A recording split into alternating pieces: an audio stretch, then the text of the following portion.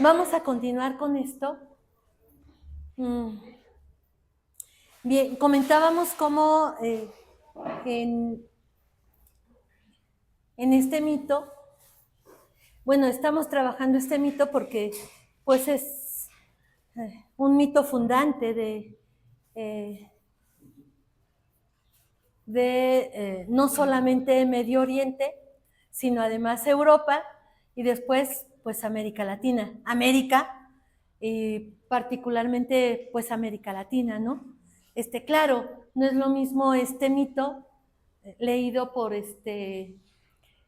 ejemplo, por Portugal, o leído, por ejemplo, por Francia, ha leído por España. Y a nosotros nos toca España, que es lo más recalcitrante del conservadurismo todavía ahora, todavía ahora. Lo sufren incluso los españoles, iba a decir gachupines, pero no, españoles, ¿no? Entonces, bien, lo que yo intento marcar aquí con respecto a la construcción de la imagen de humanidad es esta dualidad que es contradictoria, que es fuertemente contradictoria. Y es importante, porque aun cuando particularmente, específicamente, haya alguien que pueda decir, yo no estoy ahí, yo no creo en eso, culturalmente estamos ahí, culturalmente histórica y culturalmente como colectividad, estamos ahí, estamos ahí. Es el mito que nos refunda, ¿sí? Cuando aparece la confrontación, que bueno, para muchos no fue una guerra, sino fue una masacre, cuando se descubren estas tierras y se conquistan, hay una terrible confrontación. También es cierto que el malvado del Moctezuma y después hasta el Cuauhtémoc, que eran medio timoratos, ¿no? Muy timoratos. No le entraron, como decía el otro día en una conferencia sobre la conquista, no le entraron como tendrían que haberle entrado a la guerra en contra de los españoles. Pero bueno, eso pasó hace muchísimo tiempo. Entonces, finalmente, la conquista más importante quizá no fue el momento de la masacre en estas tierras, sino fue en el momento en donde nos renombraron, nos volvieron a nombrar, o volvieron a nombrar a quienes los que aquí habitaban. Y nombrarnos desde esta lógica es lo que hasta el presente es impresionante cómo prevalece, y prevalece en nuestra subjetividad. Por ahí al rato comentó 2 o 3 ideas sobre, ya Lidia comentó algo sobre el concepto de subjetividad para que se pueda comprender quizá con más elementos el concepto de subjetividad. No es fácil. Hay quienes incluso, por ejemplo, los semelmanianos, los que están muy ad hoc con el discurso de lo que fue Hugo Semmelmann, a lo mejor alguno de aquí los conoce o conoció a Hugo Semmelmann, prefieren trabajar el concepto de sujeto social y se discute lo social, pero no se discute el concepto de sujeto y de subjetividad. Entonces, esta metáfora, este mito, lo traemos en la cabeza muy metido, verdaderamente está enraizado en lo que para muchos de nosotros es esta idea que alguien planteaba desde la mañana, el deber ser, y que desde ese deber ser vive su vida con todas las contradicciones, con todos los límites y con todas las tragedias que eso le puede implicar. Entonces, comentábamos esta idea de la relación que en la metáfora históricamente se le da a la imagen de Lilith y a la imagen de Adán. Mientras Lilith significa la transgresión, Adán va a significar el detenimiento, el contenerse. Incluso esta imagen de contenerse está presente, sigue presente en la relación con Eva. En la relación con Eva. No es casual. Hay quien propone que después de que Lilith pronuncia el verdadero nombre de Dios, que es un nombre que tiene 38 letras, y que aquel que lo pronuncie sería condenado a convertirse en polvo y a salir y a desaparecer. Por lo tanto, nadie sabe cuál es el verdadero nombre de Dios y nadie puede pronunciarlo, y Lilith lo pronuncia cuando, comentábamos, Adán la monta y Lilith se da cuenta, fíjense qué importante, piensen más allá del acto coital, por favor, ¿no? Piensen más allá de eso, que la mayoría de las veces tiene todo menos satisfacción. No hay mucha satisfacción, pero bueno, en el acto coital, solo coital. Por eso dice Foucault que toda nuestra piel, todo nuestro cuerpo es posible de experimentar el mayor de los placeres.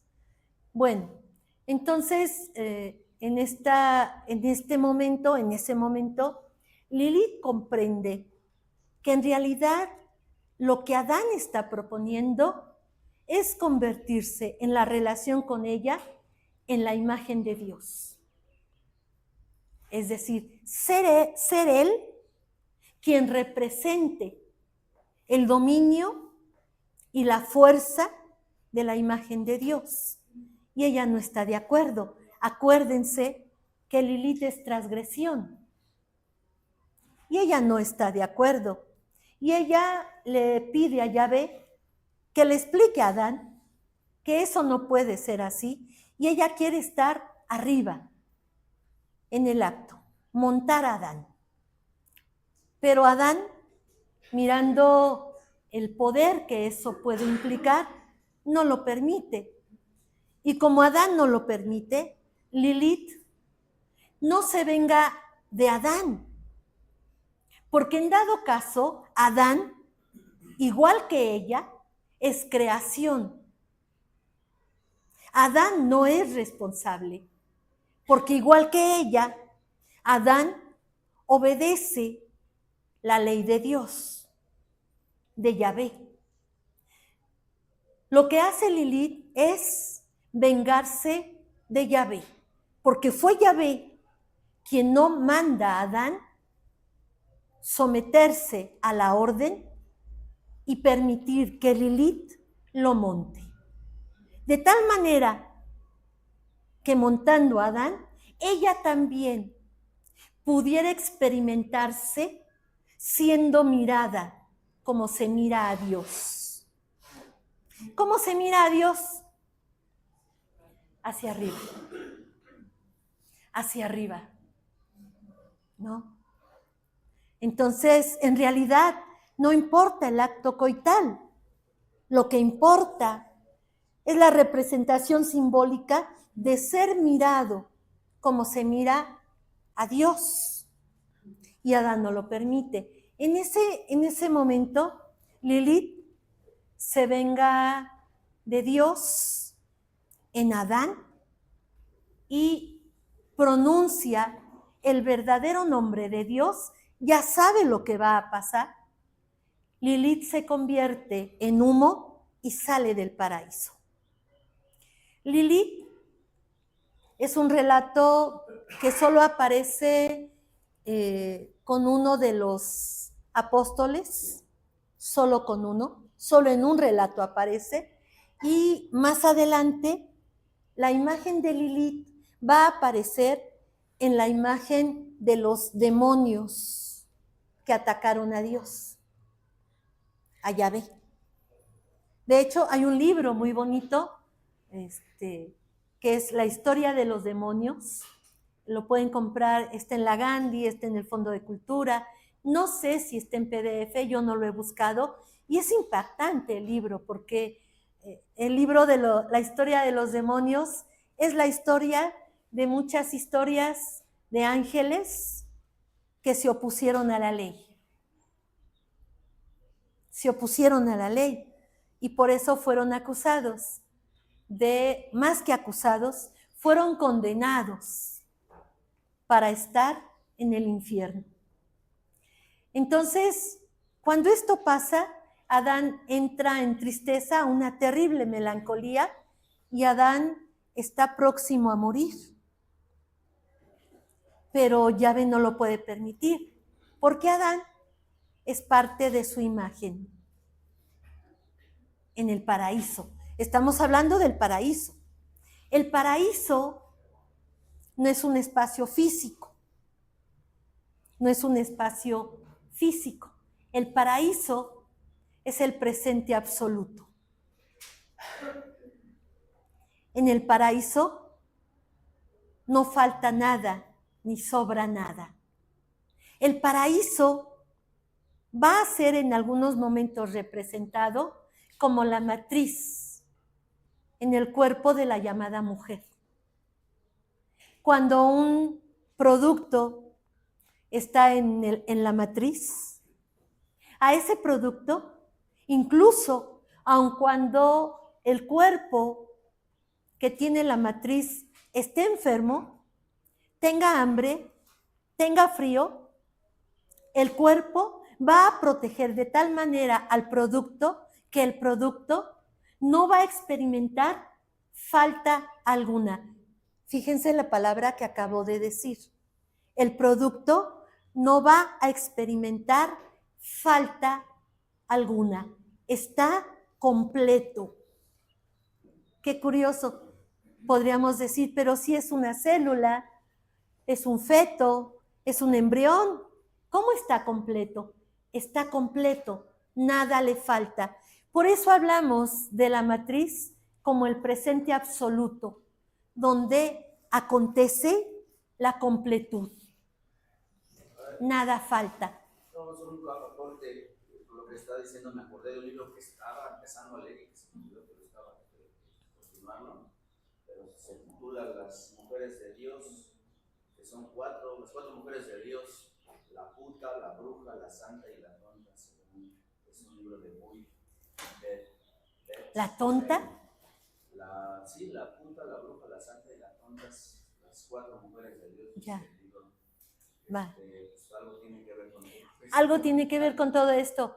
Me recordaba ese título, el título de Marcela Lagarde, un libro editado por la UNAM, de madre, hija, monja, puta, ¿no?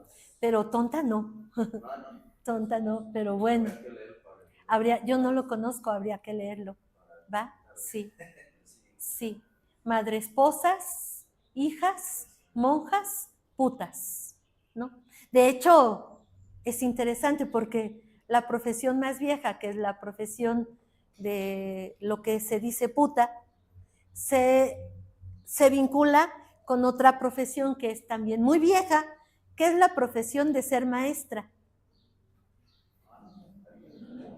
Sí. La primera maestra, lo comentábamos la semana pasada, la primera maestra es Magdalena. Y Magdalena fue acusada de ser prostituta, ¿no? Y es interesante porque quien usa su cuerpo para experimentar placer está más allá de toda moral. Rompe con los límites de toda moral.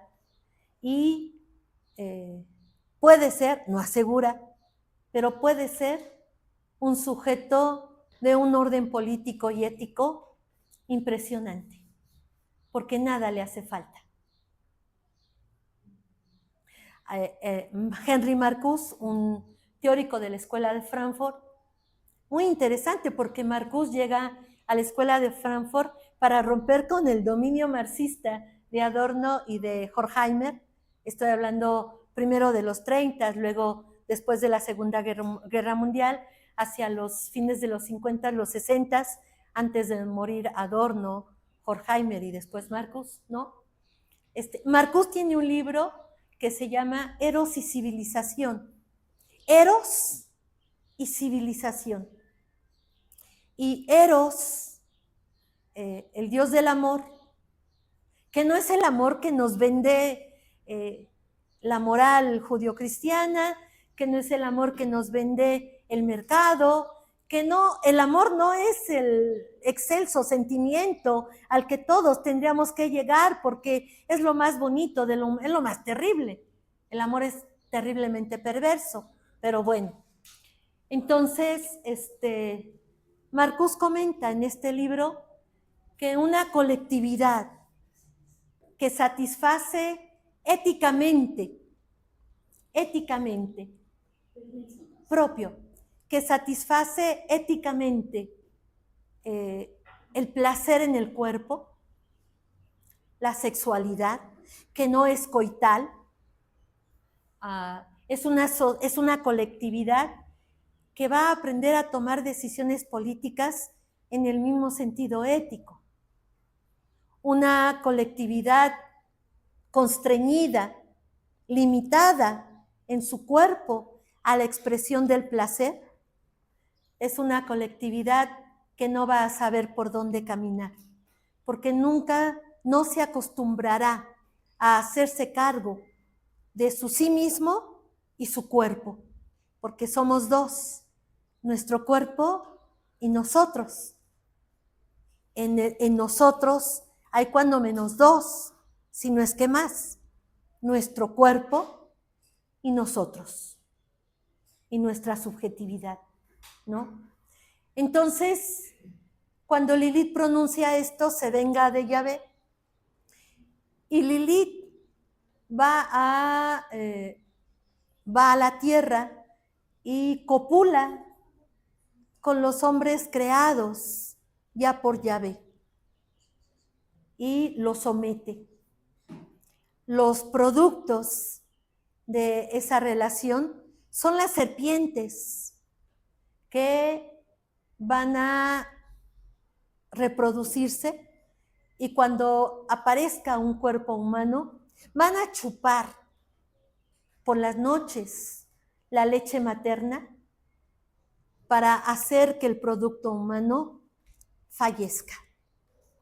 Estos relatos es muy interesante porque estos relatos de animales que chupan, serpientes que chupan la leche materna, hay relatos en el mundo mesoamericano.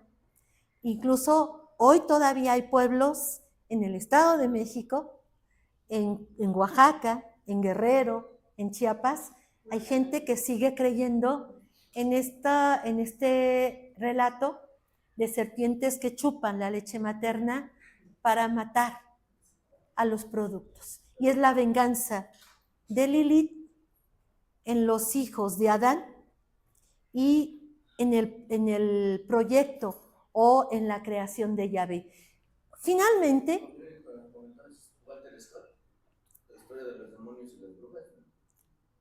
puede ser. Depende cuántas hojas tiene. Eran más de 1000 hojas, sí. No, puede ser una parte. Habría que verlo. Si quieres, luego nos lo mandas al grupo. ¿Se puede? ¿Sí? Va, gracias. Adán está sufriendo, Yahvé no puede permitir que su creación fallezca, muera de tristeza, y entonces lo manda a dormir. Ustedes saben la historia. Esta historia se conoce. Lo duerme, todavía está muy suave su carne, lo acababa de crear, no había pasado demasiado tiempo, y mete la mano en el costado de Adán, en el costado derecho de Adán, saca la costilla y de esa costilla Yahvé crea a Eva. El nombre de Eva significa eso que ya alguien comentó aquí. Eva no es libre. Eva viene de el primer varón. Eva es la primera varona. No es la primera imagen de lo femenino. La primera imagen de lo femenino es Lilith. Eva es una segunda imagen, pero esta segunda imagen nace construida desde la primera imagen. La primera imagen es Adán. La segunda imagen es Eva. Y entonces la varona nace orientada ya, construida ya, desde el sentido del nacimiento del varón. Eva nace para, de alguna forma, suplir y crear placer para Adán.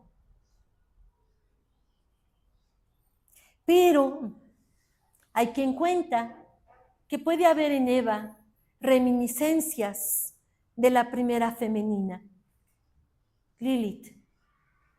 Y en Eva, y ahí está la Pandora, en Eva sí está la curiosidad. Yahvé les dice, ¿se acuerdan? A lo mejor lo han leído, lo han escuchado. Pueden hacer lo que quieran en el paraíso, pero lo que no pueden hacer es que no pueden tocar ni el árbol del bien y del mal, ni el árbol del conocimiento. Había 2 árboles, no uno, eran 2. Primero estaba el árbol del bien y del mal, y después, detrás del árbol del bien y del mal, estaba el árbol del conocimiento. Eva se equivocó. Eva tomó la manzana no del árbol del conocimiento. Eva tomó la manzana del árbol del bien y del mal. Si Eva hubiera tomado del árbol del conocimiento, Yahvé hubiera desaparecido. Y Adán y Eva hubieran sido libres de la ley. Es decir, nosotros seríamos dioses. Y entre los dioses no se dan las gracias. No hay sometimiento. En el relato, en esta idea de lo trascendental, de si pudiéramos vivir sin un trascendental, quizá si nos hubiéramos creído el relato de que pudiéramos haber sido dioses, quizá entonces podríamos vivir sin la necesidad de un trascendental. Pero Eva toma de la manzana, del árbol del bien y del mal, y cuando Eva toma la manzana, dice el relato, cae el velo. Se miran a los ojos y por primera vez miran su cuerpo. Por primera vez miran su cuerpo porque en realidad no lo habían mirado. Son naturaleza. ¿El gato sabe de su cuerpo? ¿El perro sabe de su cuerpo? Es difícil responderlo. Eva y Adán no sabían de su cuerpo, pero cuando comen del árbol del bien y del mal, cae el velo y saben de su cuerpo. Miran su cuerpo y Yahvé produce la sensación de culpa, la primera culpa. El bautizo es terrible, es una cosa muy triste. Y hacen fiesta además, qué cosas, ¿no? Oh, ¡qué horror! ¿Por qué? El pecado original. Y uno dice, no manches, pero esta cosita, este cuerpo, acaba de nacer. ¿Cómo que el pecado original? Pues, ¿cuál tú? Es que sus padres, pues sí, pero entonces hay que responsabilizar a los padres, ¿no? Pero no a este cuerpo, que además ya está siendo formateado por la cultura, ya está siendo sometido, ¿no? Ya el médico vio entre las piernas y dijo, si tiene pene, es un hombrecito. Y si no tiene pene, es una mujercita. No, hay que prohibirles a los médicos que digan eso, porque la marca del lenguaje marca y crea la subjetividad. No, ni es hombre, ni es mujer, es un cuerpo. Usted no puede saber qué va a ser él. No puede saber. En el momento en que tiene 8 años y le dice al maestro ingenuamente, oye maestro, es que cuando estoy con Alfonso me siento alegre, me siento contento, siento que estoy con alguien que me llena mucho y yo quiero abrazarlo y quiero estar con él. Y el maestro se sonroja con sus malditos prejuicios, manda a llamar al director, manda a llamar al psicólogo, lo reportan, mandan llamar a Toluca, mandan el caso y resulta que hay que correr al niño para que no contamine a los otros niños. Y hay que mandarlo con el psicólogo porque ya está mal. Como que le gusta a Alfonso. ¿Qué mente tan podrida tenemos y tan prejuiciosa y tan limitada? Y qué ignorantes somos de la diversidad humana. Ese límite que los mitos nos construyeron, ¿se dan cuenta? Y ahí, díganme si ese acto no es violencia. Tiene 8 años, apenas está en 4º año de primaria. Inocentemente, con la inocencia de la niñez, le dijo al maestro. Y el maestro, en lugar de acogerlo, no acogerlo moralmente para decirle, no, mira, Juanito, estás mal porque tú no debes de mirar hacia Alfonso, no, en lugar de ser oreja, escuchar, solo escuchar. El niño solo está pidiendo a alguien que lo escuche, nada más. En lugar de eso, ya lo clasificó, ya lo dictaminó, ya lo diagnosticó y ya va sobre él, ya lo va a intervenir. Qué jodidos estamos los maestros. Porque es una humanidad que estamos amolando por nuestros prejuicios que además no reconocemos, no reflexionamos y que vienen de acá, que están en nuestras cabezas y están vinculados a estos mitos. ¿No? Bueno, entonces Adán, ya ustedes lo saben. Eva convence a Adán porque Eva algo tiene de Lilith, una reminiscencia quizá. Y Eva hace que Adán transgreda. En realidad Adán no quería transgredir, nunca se hubiera atrevido él, por él mismo, a transgredir. ¿Por qué no? Porque Adán es la razón. Y la razón muchas veces es timorata, tiene miedo. Eva lo convence y Yahvé, fíjense lo que hace Yahvé y lo que comentábamos la semana pasada de eyaculadores precoces y de la frigidez de las mujeres, tiene mucho vínculo con esto. Yahvé mandó a Adán a la tierra y le dijo, tú vas a vivir del sudor de tu frente, tú vas a trabajar, eres el dador y vas a representar la ley en la tierra. José no es el padre. José no es el padre. El padre es Dios. José es solo la representación en la tierra de la ley del Padre. pero en realidad el padre físico no es el padre. ¿Qué creían? No, en realidad el padre es la ley que mandata sobre los cuerpos y ordena a lo hombre a actuar como ley, pero él no creó la ley.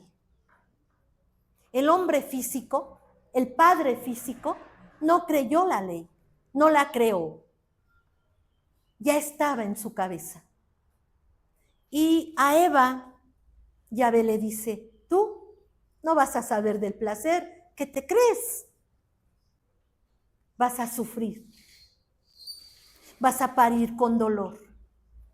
Qué jodido, ¿no les parece? ¿Cómo podemos añorar eso?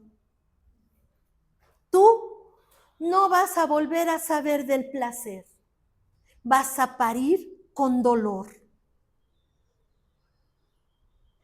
Y entonces, cuando a una señora que en algún momento entrevisté en otra investigación, esta señora era una señora mayor, tenía más de 60 años, había estado casada con un hombre que la había violentado todo el tiempo, la había golpeado, esta tendencia muy de lo humano, de descalificar lo otro y hacerlo sentir inferior. Entonces, sí, invalidada. Entonces ella encuentra en algún lugar, bueno, sí sé dónde, pero no, en algún lugar encuentra a un hombre joven que la invita a ir a otro lugar y tiene relaciones sexuales con él. Nunca había conocido otro pene. En ese momento ella se sorprende de cómo puede ser tan diferente. Y cuando están teniendo el encuentro sexual, que va más allá de lo coital, ella se viene, tiene un orgasmo, nunca había tenido orgasmos y sí había tenido hijos. Aguase, en el caso de los llamados hombres, como eyaculan, ¿no? Luego los hombres piensan que cuando eyacularon tuvieron un orgasmo. Aguas. No es lo mismo eyacular que tener orgasmos. Y muchas veces se dejan engañar con la eyaculación. No son orgasmos. Eyacularon, pero no hubo orgasmo. También hay frigidez en los hombres. Pero como pueden engañar porque eyaculan, entonces, ya. No, mangos. Fue falso. Entonces, esta mujer supo lo que era un orgasmo y ella me comentaba que cuando vivió el primer orgasmo fue una cosa terrible porque sintió que no debería de pasar. Incluso ella pensó que algo él había hecho muy malo y que ella se estaba desangrando y que algo muy malo estaba pasando con su cuerpo. Él le explica lo que es un orgasmo y ella se deja ir. Ella comentaba, incluso fue una nota que después apareció en una nota periodística de ella, comentaba que lograr un orgasmo era como alcanzar las estrellas y no querer bajarse de ellas. Entonces, la imagen de Adán y de Eva es la imagen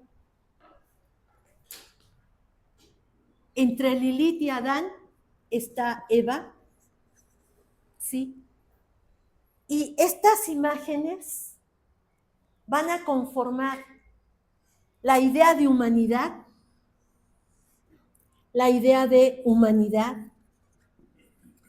durante mucho tiempo, pero es una humanidad que va a vivir siempre en estado de confrontación y en estado de contradicción entre lo que Lilith puede representar frente a lo que va a representar la relación entre Eva y Adán en la tierra como humanidad. Se supone que cuando ellos llegan a la tierra no se encuentran inmediatamente, van a tardar muchos años para poder encontrarse y sí van a procrear, pero desde la primera procreación la contradicción se presenta. ¿Se acuerdan, verdad? ¿Se acuerdan de Caín y Abel? Sí. Los hermanos que se matan entre sí. Es interesante porque si ustedes quieren ser traicionados por alguien, denle la espalda a su familia.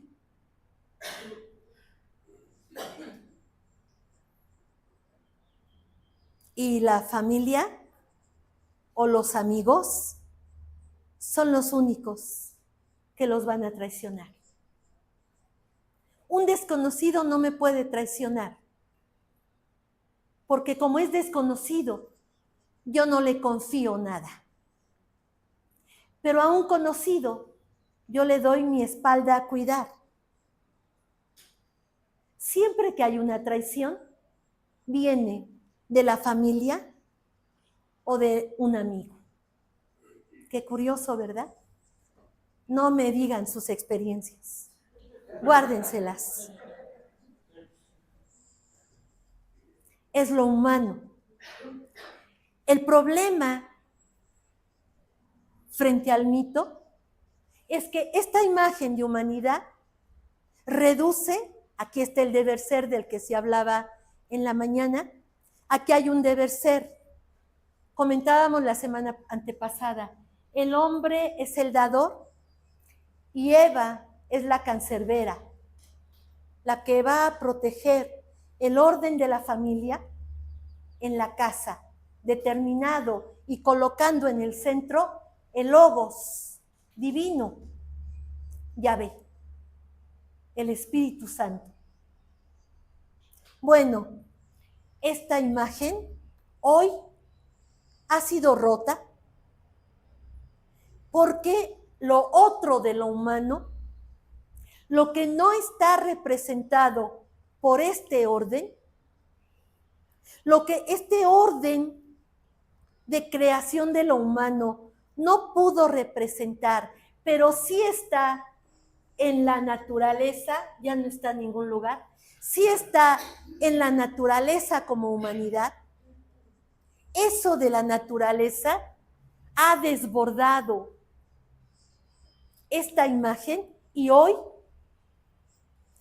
el hombre ya no representa la ley, ya no es el dador. De hecho, no sé si se han dado cuenta, hoy, salud, hoy lo llamado hombre está cayendo en una crisis porque ni representa la razón de lo masculino y es timorato para tomar decisiones y está delegando la toma de las decisiones en lo otro. Oye, mi vida, ¿vamos al cine? Sí. Oye, ¿qué película vemos? La que tú digas, mi amor. No, decídelo tú. No, tú decídelo. Hoy tú lo decides. Pero ese hoy tú lo decides es de todos los días para todas las cosas. Y encontramos un hombre disminuido en su fuerza, disminuido en su razón, pero además ya no es dador. O es un dador que está compitiendo con ella porque ella también es dadora. Y es una competencia a muerte, donde los productos, en el caos en el que se vive, dejan de tener la compañía de alguien para ser escuchados y van a crecer y van a construirse como humanidad solos. bueno, perdón, no solos. Si hablamos de la ciudad y hablamos de las zonas conurbadas, se acompañan de la tecnología. Abran TikTok, abran, ¿cuál es la otra? Instagram. Abran TikTok, abran Instagram y otras redes que miran los jóvenes y vean cuál es la tendencia de las imágenes que aparecen como humanidad en Internet. Esa es la compañía. Esa es la compañía. No hay escucha, no hay espacio y lo que deviene es un caos del orden familiar que además, ustedes saben que, lo comentábamos también, la idea de matrimonio es una idea de la colectividad, tiene que ver con la supervivencia del grupo y no está vinculada con el concepto de amor. Y en la idea del matrimonio están relacionándose para poder centralizar un cierto poder económico, dos familias. En realidad, el matrimonio es un contrato. El problema es que en el contrato, que es político, económico y social, se implicó el orden de la producción de sujetos y para poder asegurar el cumplimiento de la creación de lo humano, se usó el concepto de fidelidad. Pero ese es otro mito, en donde también fuimos creados. Hasta hoy, yo acabo de escuchar a dos niñas que son muy rudas, ¿no? Muy dark, muy rudas, muy agresivas, muy entronas, pero están esperando el príncipe azul para casarse, tener una casa y vivir con certidumbre económica. Es decir, al final se quiebran, porque lo otro implicaría, yo me las veo con el mundo y yo veo cómo salgo frente a él. Pero no pasa. Al final regresamos a la imagen del mito y regresamos a creer en aquello que aparentemente nos brinda una supuesta seguridad que además no existe. No. ¿Cómo ven? Estos mitos, maestros, siguen estando en nuestras cabezas. De ahí que, por ejemplo, está prohibido, sigue estando prohibido. No es una prohibición explícita, es una prohibición del orden de la cultura. La mamamos a través de la familia o con quienes convivimos cuando somos niños. Y está implicado que no se habla de los cuerpos, que no se habla del placer, que no se habla de la sexualidad, aunque aparentemente haya inclusión, aunque aparentemente haya apertura en las escuelas, es falso, porque además seguimos apostando por seguimos apostando por una creencia con respecto a una imagen de divinidad que curiosamente nos somete, nos limita y nos obliga a decir verdad de nuestra más grande intimidad frente a un extraño para ser castigados y nos manda a someternos. Es decir, estamos obligados a decir verdad de nuestra intimidad a un extraño para supuestamente liberarnos de la culpa a través de ser castigados y cumplir con el castigo. Y todo el proceso, maestros, es interesante y es curioso. El pecado es en el orden del cuerpo. La culpa se experimenta en el orden del cuerpo y el castigo se vive en el orden del cuerpo. ¿Por qué el cuerpo? Lo que yo digo en un texto que publiqué hace varios años, o Yahvé, lo digo con mucho respeto, acuérdense, estamos hablando de la religión desde el orden histórico, cultural, sus dogmas y sus creencias, pues esa es bronca de ustedes, ¿no? Ustedes sabrán. Entonces, o Yahvé no es el Dios perfecto que se coloca, ¿no? O se equivocó y tenemos entonces igualmente que dudar de él. ¿Por qué?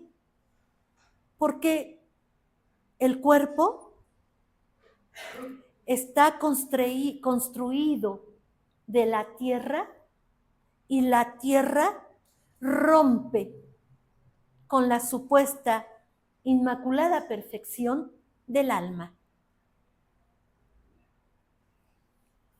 En realidad lo que cuidamos los maestros, y eso es muy triste, somos cuidadores, que el cuerpo no se desborde. El orientador, el psicólogo y cualquier maestro está cuidando que los cuerpos de los jóvenes no se desborden, porque si se desbordan van a ser acusados y los vamos a intervenir para someterlos, controlarlos y regresarlos al orden de lo supuestamente normal, donde lo supuestamente normal son estas relaciones. ¿No? Acuérdense que la palabra intervención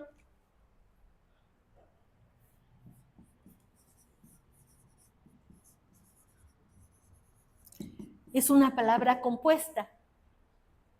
Intervenir significa crear y hacer llegar al otro una realidad que no pidió.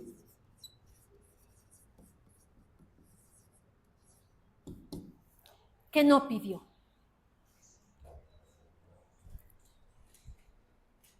Por ejemplo, nosotros aquí, yo estoy interviniéndolos a ustedes y estoy intentando crear una realidad que ustedes no sabían, que no pidieron.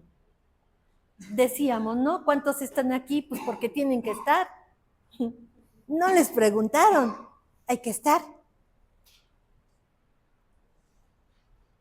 De alguna forma hay un sometimiento, una obligación, ya sea moral, administrativa, etcétera, y están siendo intervenidos. La intervención es como abrir un paréntesis, hacer un paréntesis, donde nos suspendemos de lo cotidiano. Hay una suspensión, hay un suspenderse de lo cotidiano para pensarse frente a ello. El paréntesis es la suspensión. Nos suspendemos. Es un concepto muy bonito que trabaja un filósofo que es Edmundo Husserl, ¿no? Maestro de Heidegger. Y la intervención es eso. Aquí, solamente en un lugar como estos, ustedes estarían dispuestos a escuchar lo que están escuchando. A lo mejor si lo escucharan en la calle, dirían, esa mujer está loca, enciérrenla, o sáquenla, desaparezcanla. Pero como yo soy la doctora Verónica, no. Bueno, pues entonces, y como yo vengo a dar un curso donde voy a hablar de violencia, entonces no dicen nada, se callan. Dice, por ejemplo, Whitman. No sé si han leído a Whitman. Bueno, ¿qué pasaría si se pudiera reflejar en el rostro lo que están sintiendo en este momento?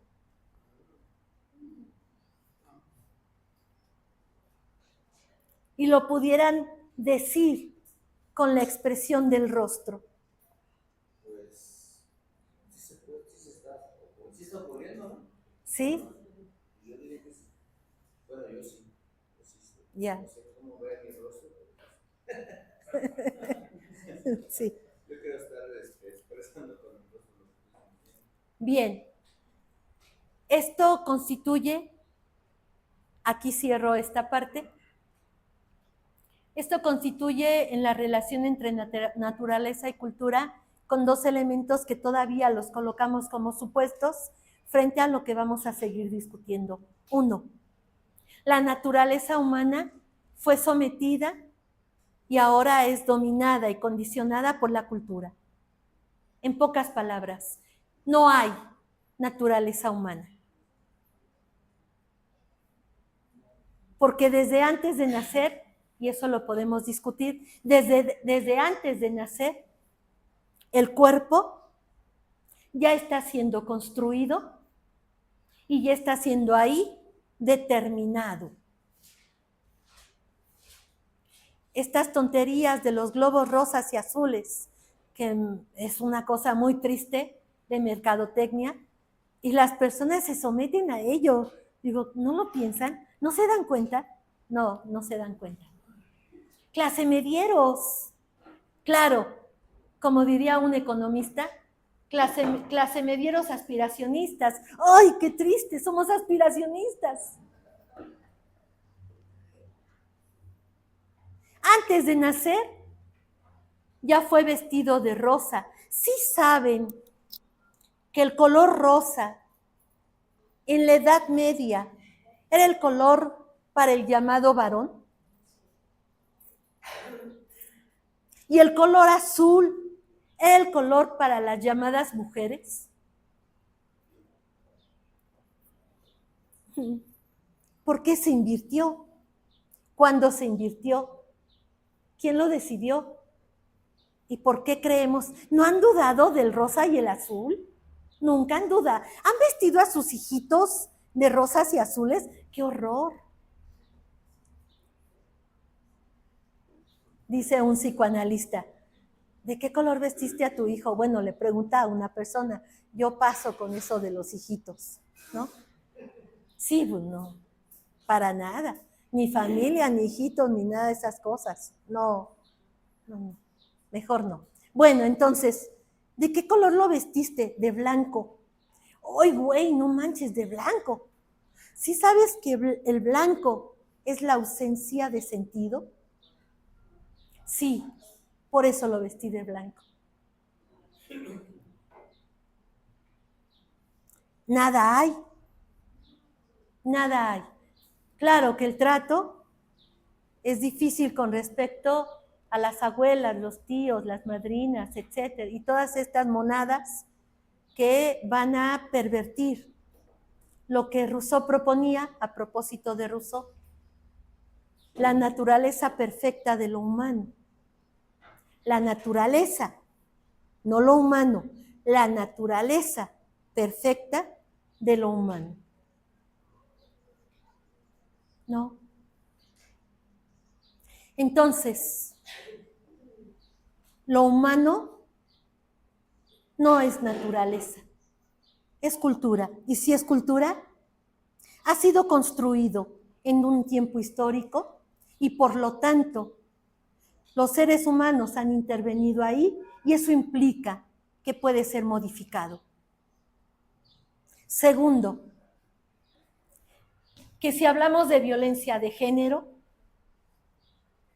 y solo estamos usando la palabra género, la violencia de género no está, lo digo con mucho respeto, de las mujeres asesinadas, masacradas, torturadas, que sus cuerpos fueron fragmentados. La violencia no estaba en el punto de partida en el hombre que empujó, acuchilló y quemó. La violencia estaba en el orden cultural que mandató y determinó el lugar del hombre y de la mujer, y que en tiempos de crisis, de caos, el lugar que fue excluido fue el lugar de lo hombre y no de la mujer. Quien impostó el lugar no fue el hombre, fue la mujer. Quien quiso ser tan fuerte, tan agresiva, tan violenta como lo hombre, fue la mujer, no el hombre. Quien dice que fue liberada para trabajar y tener dinero, para poder tener poder económico y competir en contra de quien ama. ¿Ustedes entienden eso?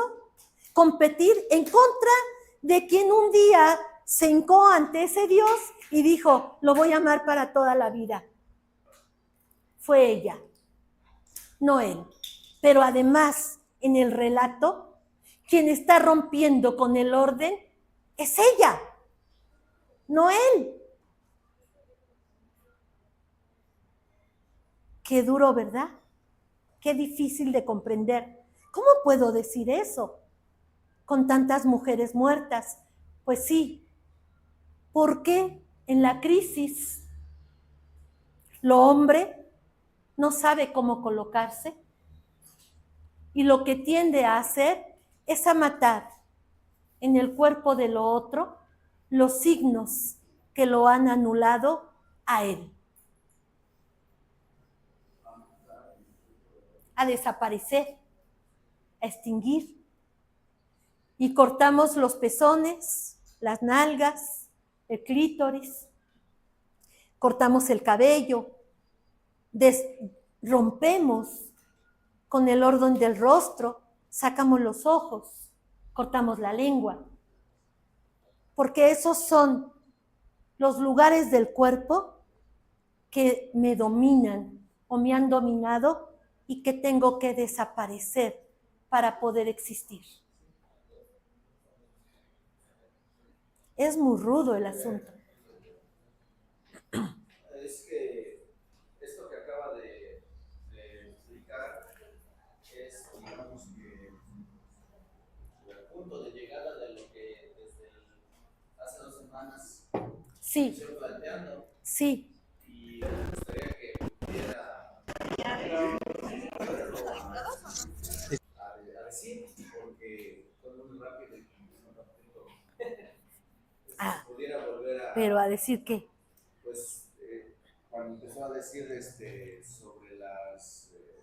sobre las muertas de Juárez, los feminicidios y la argumentación que da en torno a por qué se generan esos procesos, eso es lo que... Comentamos hace 2 semanas que desde las muertas de Juárez, ¿se acuerdan que decíamos que el mayor número de mujeres muertas no era Juárez, era el Estado de México, y que era por razones fundamentalmente de poder económico, que el Estado de México nunca apareció, ¿no? Hoy aparece, hoy es el Estado de México es el número 1 en violencia de todo tipo, y Chimalhuacán es el número 1 del número 1, Chimalhuacán. Aquí no, sí hay mucha violencia, pero Chimalhuacán es toda violencia de todo tipo.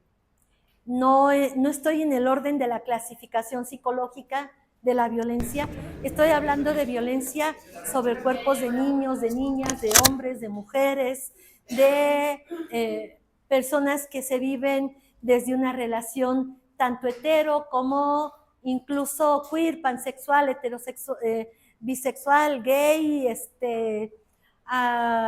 transgénero, transexual, toda esta clasificación que además es violenta porque siempre hay algo de lo humano que nunca va a ser nombrado por la cultura. Siempre. Entonces, los cuerpos que se encontraron desde Juárez, el siglo pasado, eran cuerpos que en muchos casos no eran violentados sexualmente, bueno, genitalmente más bien, ¿no? sino eran cuerpos que fueron encontrados donde se cortaron estas partes del cuerpo. Los pezones, las nalgas, el clítoris, la boca, el cabello, los ojos. Porque en esta historia, en estos mitos, el cuerpo de la mujer, de la llamada mujer, va a representar desde Lilith, y tiene que ver con la burka, y tiene que ver con el rebozo, y tiene que ver con bajar los ojos y no mirar directamente a los ojos al otro, que todavía encontramos en muchos lugares, porque se supone que el cuerpo de mujer es un cuerpo que está vinculado a la casa del infierno, al infierno. Esto me faltó decir en esta parte. Lucifer es la transgresión, mientras que Yahvé es el orden. Lucifer es la ruptura. Otro elemento. No lo explico demasiado porque quiero pasar a lo otro. Ya no vamos a pasar a lo otro. Ahorita pasamos a lo otro. Porque se me fue, perdón, adelante. Se me fue. Ahorita hablando de ese tema, hay una película que se llama, De las cenizas. ¿Cómo? De las cenizas. ¿De las cenizas? Órale, no la conozco. Habla de, es una escuela y en la escuela es musulmana y se incendia, por azares del destino se incendia, y por ejemplo cuando ya está incendiándose, pues no les abren, ¿no? Porque son mujeres, porque no pueden salir a la calle así, y pues ahí se mueren, ¿no? Algunas. Entonces es como toda la investigación y demás, que termina siendo cíclica, porque el causó eso, pues tiene nexo con la directora. Pero se me hace muy interesante porque justamente lo que hablaba, ¿no? La parte de que sea mujer y no puedo abrirte la puerta porque ¿cómo vas a salir a la calle? Pues mejor quédate y muere. Sí. ¿No? Entonces Sí. esa parte y la otra cuestión justamente de cómo vas a transgredir, ¿no? Y recurren a, no, pues no queda nada más que hacer, pide a la que vas a ver. Sí, ¿No? Entonces, claro. esa parte creo que es muy fuerte y socialmente aceptada. Sí, sí. Tiene pocas semanas que no me acuerdo en qué país se aceptó que se pudieran quitar el velo, la burka, y muchas mujeres lo hicieron, pero hay muchas mujeres que no lo pueden hacer, ya no lo pueden hacer, y no lo pueden hacer porque el velo, cubrirte, es tu seguridad frente a lo otro. Es el cubrebocas. Sí, no.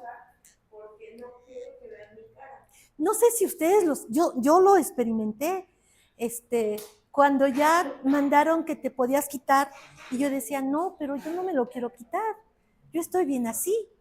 Había un chavo en FES Aragón, había un chavo en la licenciatura en pedagogía, que todos los días andaba con una, ¿cómo se llaman? De estos aparatos para respirar, pero grandote. No, es máscara de gas o de oxígeno, ¿no? Y yo le decía, ¿por qué traes esto, Leo? Dice, pues es mi personalidad, yo soy eso. Y si me lo quitas, dejo de ser. Pues está bien, ¿no? Cada quien su locura. ¿O no? ¿Cuántas manías todos de nosotros tenemos? Por ejemplo, de que si no hacemos algo en la mañana, incluso somos capaces de regresarnos para como volver a empezar y hacerlo como supuestamente tendríamos que hacerlo. Bueno, regreso a esto que está vinculado a esto que tú comentabas, es que la idea de transgresión va a aparecer en Lucifer, va a aparecer en lo femenino con Lilith y va a aparecer en Eva con la manzana. Y eso ha representado históricamente el cuerpo de lo llamado mujer. Pero además, el matrimonio, regresamos a la idea de matrimonio, el matrimonio vive dos procesos, uno es público y otro es privado. El acto público es frente a toda la comunidad, ¿no? Y si ustedes recuerdan la epístola de Melchor Ocampo, es desgraciada, es no tener madre, ¿no? Perdón por la grabación, pero es eso. Pueden revisarla en PDF, está en PDF. Literalmente creo que dice más o menos, tu mujer tienes que contener de él como la fiera que trae dentro para que no salga y esté en ti contenerlo. Tú dices, ¿cómo? Tú tienes que cuidar de esto, de esto, de esto, y él, claro, él tiene que llevar el pan, él tiene que llevar el sustento, él tiene que poner el orden, él tiene que vigilar que ella cumpla el orden, él tiene que, claro, está vinculado a esto, ¿no? Hoy ya no se lee la epístola, pero está en nuestras cabezas, no la epístola, pero esto sí. Y aparece con respecto a la idea de matrimonio cuando se consuma. La consumación del acto matrimonial no es público, es privado. Es interesante, en la época medieval, en la época de los reyes, la consumación del matrimonio era pública. Claro, había en la cama nupcial había unos velos, ¿no? Se vivía el acto de consumación del matrimonio, que era la penetración, y se consumaba el acto público. Pero había velos que lo escondían. ¿Por qué? Porque de alguna forma la consumación de la firma del matrimonio es privado. Además, dice Foucault en la historia de la sexualidad, ¿no? En el primer tomo, se esconde en la recámara matrimonial y va a ser preferentemente de noche y si se apagan las luces mejor, a oscuras. ¿Por qué? Porque se evidencia que la razón va a ser desbordada por la pasión. Lo hombre, que es la seguridad, que es el dador, que es el protector, va a ser colocado en 4 patas. Y como animal, como cualquier mamífero, va a mugir, va a gemir, va a gritar desaforadamente. La bronca es que luego no pasa. ¿Sí?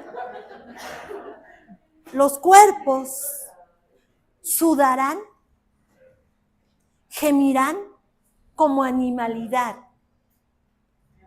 Es el reencuentro con la animalidad.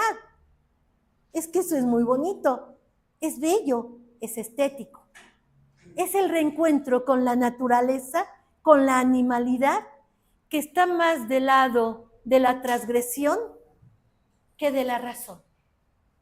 Hay un grabado, no es grabado, es un dibujo de Aristóteles en 4 patas. Y hay un cuerpo de mujer que lo monta y ella está jalando un lazo que Aristóteles muerde y lo está jalando y le jala la cabeza, y el dibujo tiene como título La pasión monta a la razón. ¿Por qué es privado? ¿Por qué el acto es privado? ¿Y por qué no se puede hablar de él? Porque el hombre es la razón, es el conocimiento, es la protección, y no podemos verlo como animal gritando desaforadamente en el acto sexual. De hecho, parece ser que gritar está prohibido. Hay que incluso guardar silencio. Hay que aguantarse. ¿Cuántos de nosotros en un encuentro sexual no nos tuvimos que apretar el derecho y el izquierdo para no gritar desaforadamente en un acto sexual? Sí. Ahí está cuando viene el caos, Ernesto, cuando viene la fractura del orden cultural y él pierde el lugar, lo que se intenta desaparecer, pero es una hipótesis, no es una certeza. Lo que se intenta desaparecer del otro cuerpo es aquello que me coloca a mí como un lugar de lo animal, me reduce a animal y yo lo evito, lo marco, metafóricamente lo desaparezco porque no me puede dominar y yo lo domino. Pero en realidad de lo que estamos hablando es de la ruptura del orden. Si ella hubiera seguido siendo la madre de los hijos y se hubiera quedado en la casa, otra cosa pasaría. Si tú hubieras seguido siendo, no es que esté hablando de tu vida privada, no. Si los hombres hubieran seguido siendo los dadores y ellas las guardianas del orden de la casa, de la vida privada, quizá no estaría pasando la violencia que estamos viviendo. Fíjense, en Europa del Norte, en los países nórdicos, las mujeres están pidiendo regresar a la casa. ¿Por qué? Porque salir a la calle no solamente me coloca en el riesgo de morir en la calle, además estoy en el riesgo de perder la relación con los hijos. Si yo me quedo en la casa, yo soy la guardiana de la creación de humanidad en los hijos. Yo soy la responsable. En la comunidad primitiva había un grupo de cuerpos que se responsabilizaban de encauzar a los pequeños cuerpos hacia los valores y los principios de la exime comunidad primitiva. No eran hombres o mujeres, eran cuerpos. Siempre tiene que haber alguien encargado de encauzar, de conducir a los pequeños cuerpos. Hoy nadie hay. No está nadie. Los mayores niveles de violencia sobre los cuerpos no se dan en las comunidades indígenas, se dan en las ciudades. Parece ser que a mayor desarrollo tecnológico, mayor violencia sobre los cuerpos.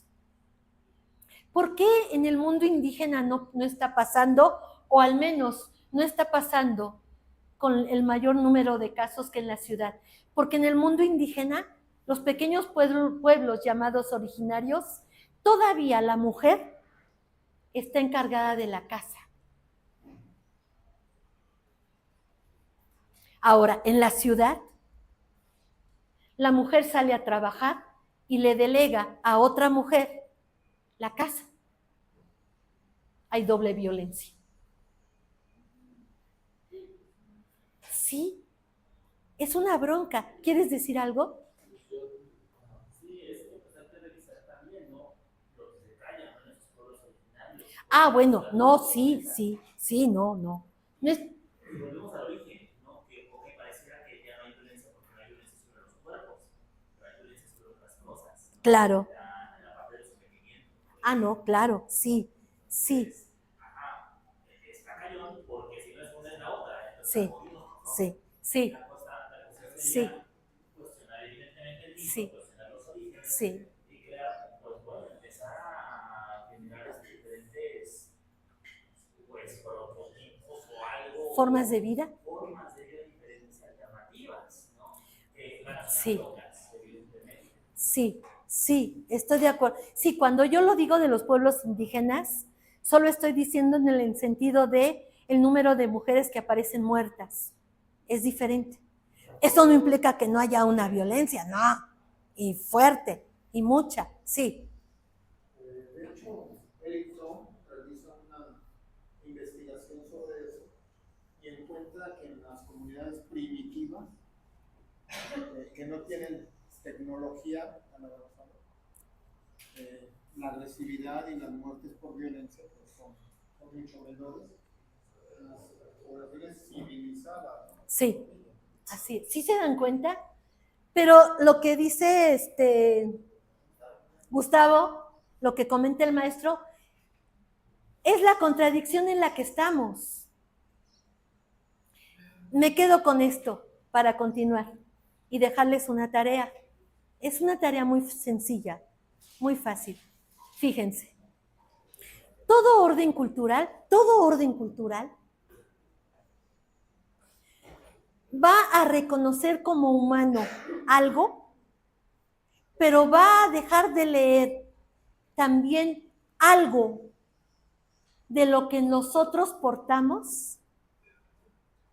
Y eso que se deja de mirar, eso que se deja de reconocer, eso que no se coloca en el orden para someterlo, en algún momento donde el orden hace trizas, es lo que va a surgir y va a romper y va a colocarse del lado de la monstruosidad. La palabra monstruosidad está vinculado a mostrar lo que no ha sido registrado en el lenguaje. El monstruo es monstruo porque muestra una cara de lo humano que no había sido mirada.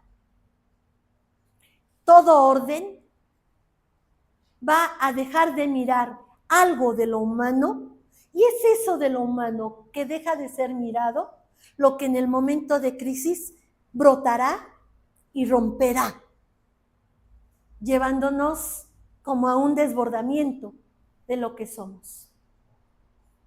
Y ese es el problema. El problema es que no hay una solución, propuesta, en donde todos podamos, desde nuestra pequeña particularidad, ser felices y contentos. Porque para vivir en colectividad, algo de nuestra particularidad tendríamos que sacrificar para poder estar con el otro. A fuerza. A fuerza. ¿Qué estamos dispuestos a sacrificar de nosotros para poder estar con el otro? Cuando alguien se está divorciando, luego curiosamente me van a buscar, no sé por qué, ¿no? Pero me van a buscar y yo lo único que les digo es, porque no hay que meterse luego mucho en esas cosas, lo único que les digo es, recuerda cuando estés frente a ella o frente a él, recuerda cuando lo amabas con locura. Y con el amor a flor de piel de esa época, firma el acuerdo. Déjate de broncas y de tonterías. Déjate de tener que demostrar poder y dominio sobre ese otro. Recuerda cuando lo amabas. Y justo eso que te gustaba de él, que es ahora la razón de la separación, Recuerda cómo te gustaba y cómo era lo que te atrajo. Y a partir de ahí, acuerda cosas en la separación. Porque si no, lo otro es una guerra a muerte. Cuando hoy es tan fácil separarse en la Ciudad de México. No tiene que mediar siquiera abogado. Hay un acuerdo de conveniencia de la separación, se firma en el juzgado y se entrega. Y no se necesita abogado. La tarea. ¿Sí es ya la tarea? Uy. Sí, la tarea. ¿Cuál es la tarea? Busquen, lo pueden buscar en internet, hoy es bastante fácil y bastante sencillo, ¿no? Pues sí. Busquen en internet una imagen de la naturaleza y una imagen de la cultura. Una imagen del orden de la naturaleza y una imagen del orden de la cultura. Intenten reproducirla con su cuerpo. ¿Cómo? ¿Alguna vez jugaron a las estatuas de marfil? ¿Sí? ¿Alguna vez jugaron? 1, 2 y 3, así. El que se mueva, baila, twist. Intenten con una imagen fija de su cuerpo, jueguen a las estatuas de marfil. Lo pueden hacer jugando con sus hijos, lo pueden hacer, pues, no, con el que vivo va a decir que estoy loco, ¿qué estoy haciendo? ¿Qué tarea me dejaron? ¿Qué tontería? A lo mejor encerrados en el baño, ¿no? O un día que no haya nadie y que intenten representar con su cuerpo, por un lado, el orden de la cultura y por el otro lado, el orden de la naturaleza. Con el cuerpo. ¿De qué se trata? Se trata que, de alguna manera, podamos permitir que el cuerpo nos acontezca con su lenguaje y nos disponga a él en cuanto a cómo experimenta como sensibilidad el orden de la cultura y el orden de la naturaleza.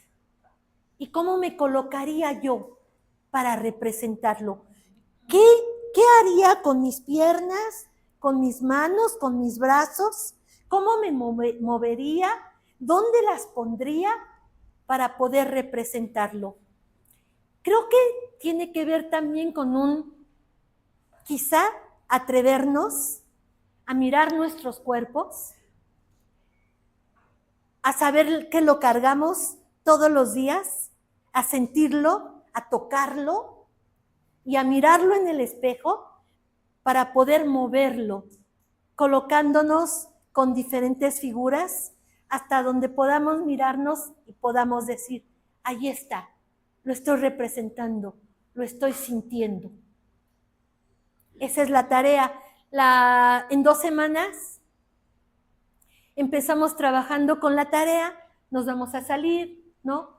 En la mañanita, tempranito, para que no nos toque el sol, y vamos a hacer las representaciones allá afuera para poder interpretarlas y dejarnos decir algo. Les mando una lectura, se las prometo enviar en esta semana, no más, y continuar discutiendo con respecto al concepto de violencia. Vamos a trabajar el concepto de violencia desde René Girard, de cosas que hoy se comentaron en la mañana sobre la víctima sacrificial, sobre la idea de héroe, ¿sí?, frente a la cultura y los cuerpos y la violencia, ¿sí? Bien, eso sería todo por hoy. Pues muchas gracias por el aguante. No. No, quien tendría que aplaudir soy yo porque sí resisten. O al menos, sí, se ve el tiempo y hace mucho calor y yo los veo y los considero, de verdad, los considero mucho. Gracias, muchas gracias. Cuídense, nos vemos en 2 semanas.